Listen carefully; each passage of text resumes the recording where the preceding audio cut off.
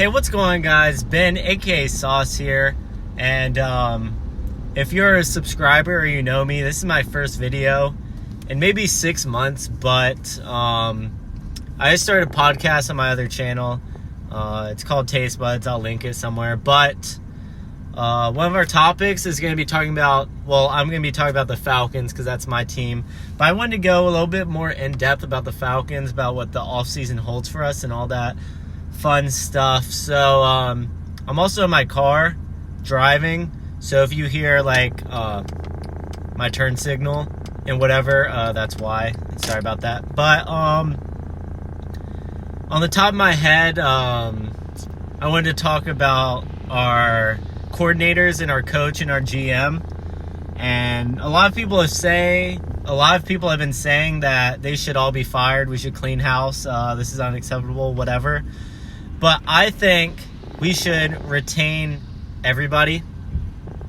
The only person that I can get on board with firing is Jimmy Lake. But besides that, I want everybody back. I guess I'll go person by person. For Terry Fontenot, is that how you say his name? Whatever. With Terry, our GM, obviously signing Kirk Cousins was a massive poop. It was shit. It was awful. Yeah, that was a disaster. And obviously, as y'all have seen, we're going to cut Kirk Cousins before the March 15th deadline where he gets another $10 million guaranteed. So that hurts a lot. I wish we could have been able to trade him, but as y'all also probably know, he has a no trade clause, so that'd kind of be impossible.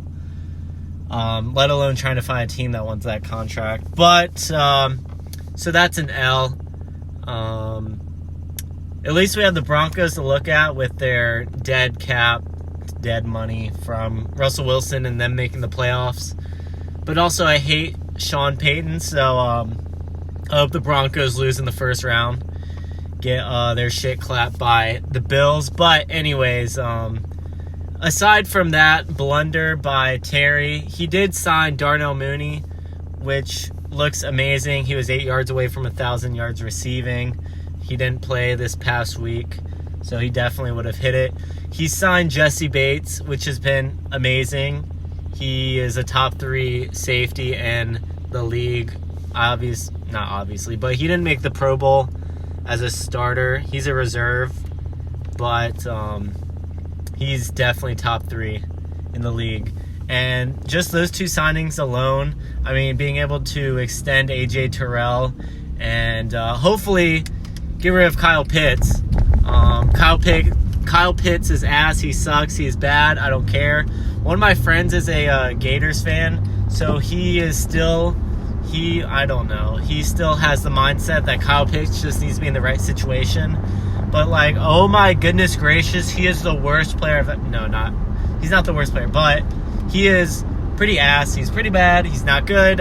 He's lazy. He doesn't try. He gives up. He has bad hands.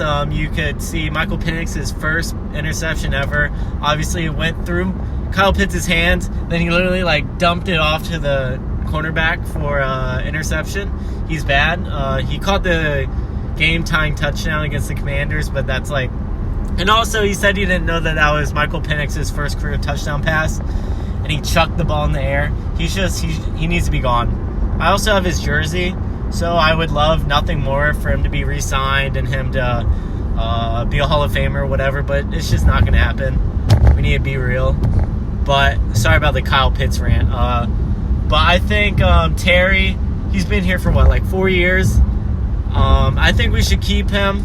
Also, obviously, he tampered, and we lost a 5th round pick in this upcoming draft because of Kirk Cousins and that whole debacle. But I think he should be back for those reasons.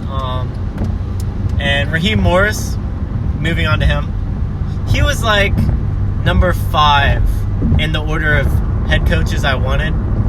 I think I wanted Ben Johnson the most, but obviously he returned with the Lions. But I like Raheem Morris. except for his time management, especially in the Commanders game. That's also something a lot of people have talked about. I was at that game. I was in Landover, Maryland for that game, and even before half, I haven't seen anybody talk about it. Before half, we had the ball, 2-minute drive. We kept the timeout. We threw over the middle for like 20 yards to get to like the 20-yard line maybe, and we didn't call a timeout. We had to hurry to the line, and then we only had 12 seconds left, and then we took a couple end zone shots and then kicked the field goal, whatever. But I feel like we would have had better opportunity if we had taken that timeout, and then we had more time to work with to maybe get closer and go for a touchdown. But anyways, besides his clock management, he's a good players coach. And after one season, I feel like, he's a first-time head coach. I know he was our interim head coach after we fired Dan Quinn, but this is his first year coaching. We did improve, even though it was only one game improvement. We still did improve, and I think he deserves another shot. This is also, he's in a 4-year contract, so firing him after one season would hurt the pocketbooks. We already have Kirk Cousins, but adding Raheem Morris to dead money or whatever would not be the best. So I think we should give him back, get him back on board. We'll keep him, whatever. Retain him, because although he hasn't been stellar, he wasn't stellar. I think the team is heading the right direction. And as for Zac Robinson, do y'all remember after week 1 against the Steelers, we failed to, I think we scored 1 touchdown. But anyways, they were talking about Kirk Cousins not having staggered feet and him just looking awful, and them saying Zac Robinson was not ready for an offense coordinator job, and saying it was a mistake hiring him. Well, look at him now. Kirk Cousins is certified ass, and Zac Robinson is Jesus. But no, Zac Robinson is very good. He's giving me shades of Kyle Shanahan.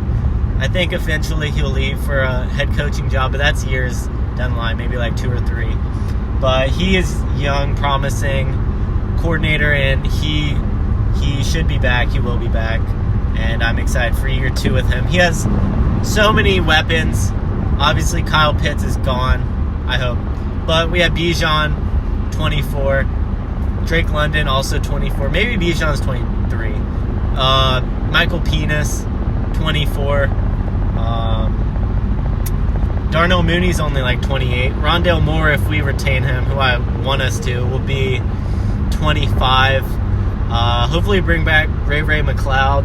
He was pretty good. He had some blunders. He can be a hothead at times. But he brings the energy, which you got to have somebody like that.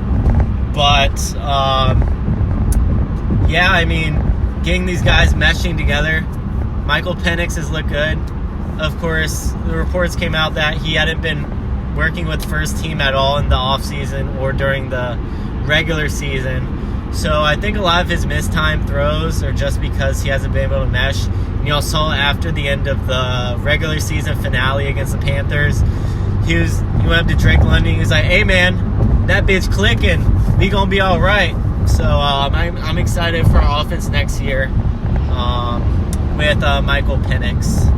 And as for Jimmy Lake, he was pretty booty before the bye. He was awful. Everybody was saying that he should be fired.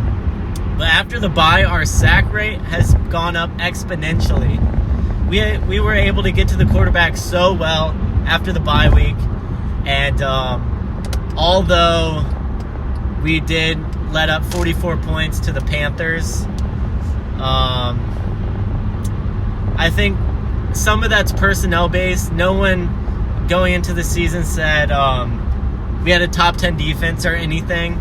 And even the Commanders game last week, we only held them to 24 points in in regulation, our offense just couldn't do anything. We got out to a 17-7 lead at halftime, and then we were relying on our defense to basically win us the game because the offense couldn't do anything for the whole third quarter. But yeah, I think our defense improved after the bye, and aside from the Panthers game, Jimmy Lake, I think, after the bye, saved himself his job with our defensive performances. We need a cornerback too. Maybe bring Matthew Judon back. I mean, people are saying we should lowball him, but also I don't think the Falcons are so appealing that we're going to be able to like lowball guys and they're going to be like, yes, please, I want to come back so bad. But yeah, I'd love Matthew Judon back for the right price. Obviously, he was hot buns, but like I said, after the bye, our pass rush just got home so many times. And is that everybody? Yeah, I talked about Terry, Raheem Morris, Jimmy Lake, and then Zac Robinson. Yeah, going into next year, our opponents for next season is it has been revealed. We play the Bills, the Rams, the Commanders at home, and on the road we play the Vikings, the Niners, the Cardinals. Those are our harder games that I can remember. Of course, we have our Buccaneers twice, Saints twice, Panthers twice. But going into the season, we had one of the easiest schedules in the league. And people have held on to that thought process this whole season. And I've seen people talk about how we had the easiest schedule in the league and we still didn't make the playoffs. But if you think about who we played a whole bunch of overachievers than expected. We beat the Eagles, who ended up, 14-3. We played the Vikings, who were supposed to be in a bridge year, who were 14-3. We played the Broncos, who were supposed to be ass, but they're in the playoffs. We played the Chargers, who are also supposed to be ass, who are in the playoffs. We have played, beginning of the season, obviously it's supposed to be the easiest schedule, but at the end of the season, our strength of schedule was over 0.5. I think it's 0.52, which means all of the records of our opponents throughout the season combined are above 500, which is harder than the median. So we actually had a harder schedule than average. Even the Steelers were supposed to be meh, but they're in the playoffs. They kind of cooled off at the end, but that's because of their opponents. But that's a conversation for the podcast. I mean, they played the Eagles, they played the Chiefs, the Ravens, and the Bengals, which the Bengals are winnable, but they were also red hot. But, yep, that's my thoughts on that. So next season, this whole coordinator, head coach gets a whole offseason to mesh, and Michael Penix gets a whole offseason with our star offensive players. And we have a good O-line.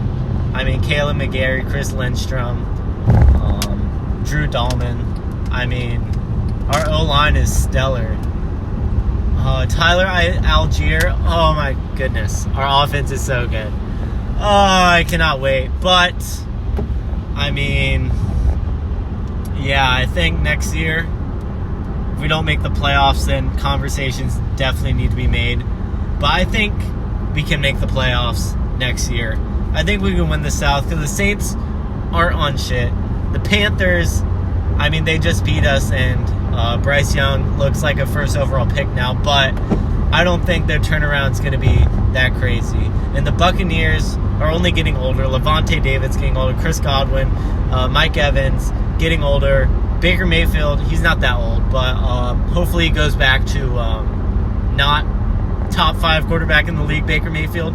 Bucky Irving, I love Bucky Irving just because of fantasy. Rachaad White, he's not as bad. Like last year, he had, sorry, this is a tangent. He had 4th most rushing attempts, and that's why he was fantasy relevant. Everybody's talking about he's going to be replaced. Well, he wasn't replaced. They just split carries. But I think for the most part, the Buccaneers are older, at least in their star power. I mean, they still have Tristan Wirfs and Sean Murphy Bunt. No, he's on the Cardinals. Anyways, Vita Vea. Anyways, let me stick to the Falcons. Yeah, so I think we should win the division next year. If we don't, then holy shit, we're ass. I mean, the only thing I'm stuck up on is that we beat the Buccaneers twice, and we still didn't win the division.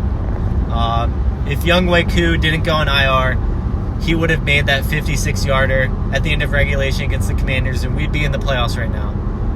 But also, I'm the type of guy with if we're not Super Bowl contenders, I'd rather have the first overall pick. Like, after the Buccaneers beat the Saints yesterday, I was hoping and praying the Falcons lost in overtime to the Panthers just to have a better draft pick. If we had won that game, we would have had the 18th or the 7th. We would have had the 17th overall pick. But since we lost, we had the 15th overall pick, which isn't actually that big of a difference. I thought it would have been more massive. You know what else? Sorry. But, I mean, still, we got 2 spots better for losing that game, which, I mean, cool, I guess. And the Panthers get a worse draft pick because they got an extra win. But yeah, we have the 15th overall pick. We can really go anywhere on defense. Like, if Justin Simmons leaves, which I'm fine with whatever. It's been shown that the best safety duo in the league means pretty much nothing. I was super excited when we got him. He's played pretty good. Nothing crazy, nothing like we need to bring him back, but also he doesn't need to go. He said the future's bright in Atlanta. He basically left the door open to leaving or staying. He didn't say, I want to be back here next year, or he wasn't like Tyreek Hill saying, I'm out. But, yeah, that's about it. I probably missed a couple things. All defense in this upcoming draft. All of our first-year coordinators and coach gets another year to mesh. Michael Penix, full offseason. And we're going to win the division. Future's bright in Atlanta. Let me know if you got to this by saying penis. Michael Penis. But let me know who we should fire. Give your reasoning for why we should fire Jimmy Lake or whoever. Thank you guys for watching. Subscribe if you're new. I don't know when I'm going to upload again. Rant over. Love y'all. Bye.